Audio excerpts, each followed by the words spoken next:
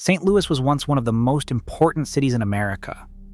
At its peak, it was larger than Los Angeles, larger than San Francisco, with streets teeming with nearly 1 million people and American ambition. Today, more than 60% of its population has vanished, leaving entire neighborhoods empty, streets stretching into silence, and a city haunted by its own lost promise. How does a city go from national powerhouse to this and never find its way back? To understand why St. Louis feels broken in ways other cities escaped, we have to unravel how a place built for greatness slowly came undone. St. Louis rose from a muddy frontier outpost to a powerhouse almost overnight. The city's fortunes were tied to the Mississippi River, where fur traders, steamboat builders, and grain merchants found their edge. By 1840, barely 20,000 people lived here. 2 decades later, that number had soared to 160,000, an 8-fold leap fueled by German and Irish immigrants pouring in to work the docks, the rail yards, and the factories crowding the riverfront. Grain from the Midwest moved through St. Louis on its way to the world. Steamboats lined the levees, their whistles echoing across the city. Railroads soon followed, turning St. Louis into the 4th largest city in the country by 1900, outpacing even New Orleans. The city's identity was built on movement, goods, people, and money flowing through its warehouses and mills. Merchants Exchange members, factory owners, and an army of workers shaped a city that thrived on river trade and industrial might. The skyline grew dense and ambitious, with neighborhoods packed tight around the river's edge. The promise seemed endless, but the world changed faster than the city could adapt. The opening of the Panama Canal in 1914 shifted global shipping away from the Mississippi. Diesel locomotives replaced steamboats, and highways began to edge out the railroads. By the middle of the 20th century, the industries that had built St. Louis were fading.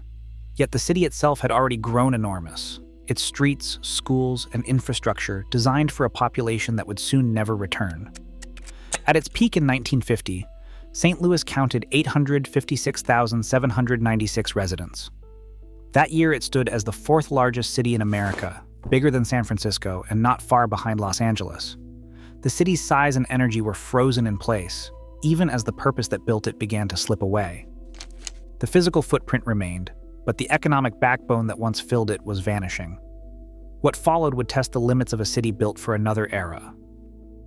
When the era of riverboats and railroads ended, St. Louis faced a new force of destruction, one that came not from outside but from its own city planners and federal policy.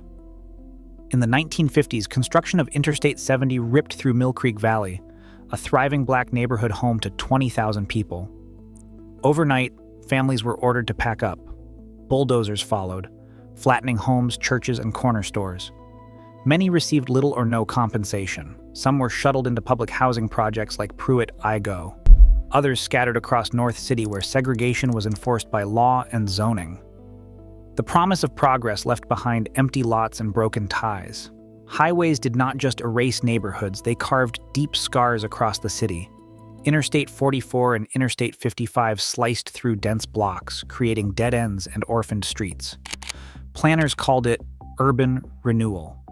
Residents called it a forced exodus. Harland Bartholomew, the city's chief planner, had spent decades drawing lines meant to keep black families out of white neighborhoods. His memos described separate districts as a tool to preserve property values. The effect was a patchwork of isolation, with North City locked out of investment and opportunity. Redlining maps from the 1930s labeled entire areas as too risky for loans, trapping generations in cycles of poverty. As highways and red lines spread, so did fear. White families left for suburbs like Florissant and Kirkwood, following promises of new schools and safer streets. Businesses followed, with giants like McDonnell Douglas and Ralston Purina moving headquarters and jobs outside city limits. The city's tax base shrank every year, leaving behind schools with half-empty classrooms, roads too wide for the traffic they carried, and utility systems built for 1 million people now serving less than 1/3 of that number. Each loss made it harder to maintain what remained. Per-person costs soared and services declined. The city entered a doom loop. Fewer people meant less money meant worse services, and worse services drove even more families to leave. What began as a series of planning decisions and policy choices became a cycle that hollowed St. Louis from the inside out.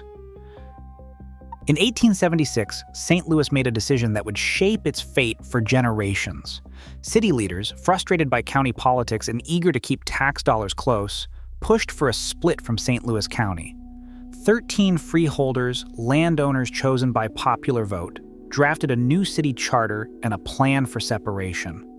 On August 22nd, the city's voters approved the move by just 353 votes, while county residents voted against it. The new boundaries stretched to 61 square miles, deliberately including prized parks like Forest Park and Tower Grove, meant to secure room for future growth. But that line would never move again.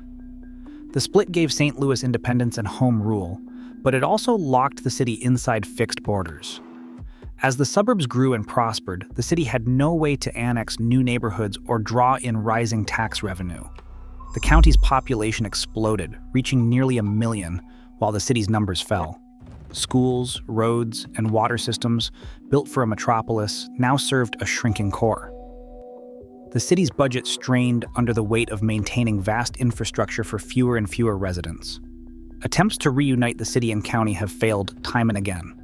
In 1959, the district plan promised a single metropolitan government, but both city and county voters rejected it by wide margins. More recently, the Better Together initiative aimed to merge services and tax bases, backed by millions in campaign funding. Suburban groups mobilized against it, fearing higher taxes and sharing the city's struggles.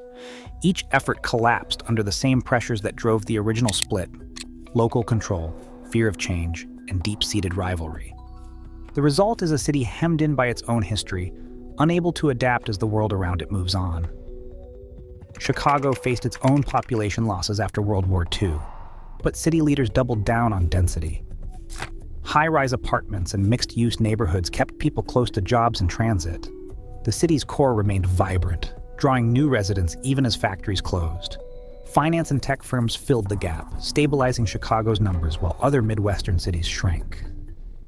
Minneapolis took a different route. Instead of relying on a single industry, it spread its bets, with healthcare, education, and tech all finding a home there.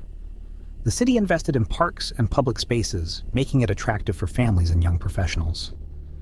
As a result, Minneapolis not only recovered from post-war decline, but added residents, transforming itself into a magnet for newcomers. Kansas City, just 250 miles to the west, managed to grow by 8,600 people since 2020. The city's approach focused on youth and diversity, with policies aimed at keeping families and attracting new talent. St. Louis, by contrast, struggled to adapt. With no way to expand its borders, it watched as jobs and families flowed to the suburbs. But the story is not finished. City planners now hope to reverse the trend by welcoming newcomers. The goal is to draw 15,000 new residents by 2030. Efforts range from streamlined immigrant services to incentives for remote workers and young families. It is an ambitious plan, one that acknowledges the city's past mistakes while looking for a way forward. Whether it works depends on whether St. Louis can offer what its peers have managed, a place where people want to stay and a reason for new arrivals to call it home. Today, St. Louis stands as a reminder that cities can outgrow their reasons for existing and struggle to find new ones. As American urban life keeps evolving, the question is not what was lost, but what gets rebuilt. What happens here next could shape the fate of cities everywhere,